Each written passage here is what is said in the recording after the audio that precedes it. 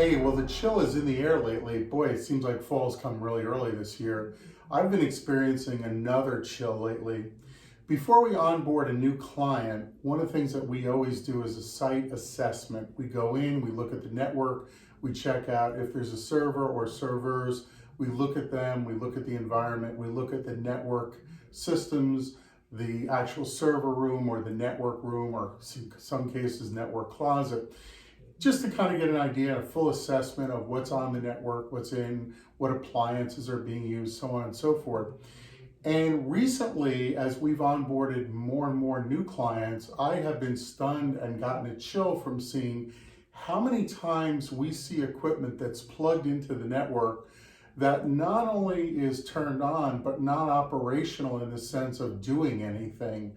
It's still connected and frankly still has some internet access to it in some cases, but it's there. Well, first of all, that poses a security risk for a lot of different reasons.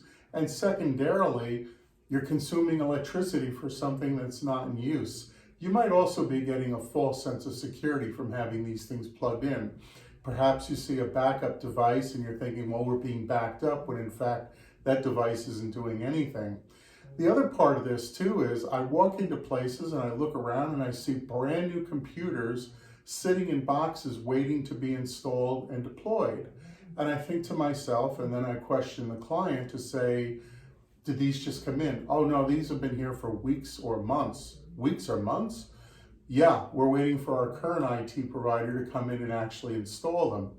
At Lehigh Valley Technology Company, we work on strict with SLAs, service level agreements. If we put in a new piece of equipment, we actually put it in. We actually get it started and running and making sure it's operational according to a very tight SLA. Why would you pay for something and not use it? It makes no sense to me.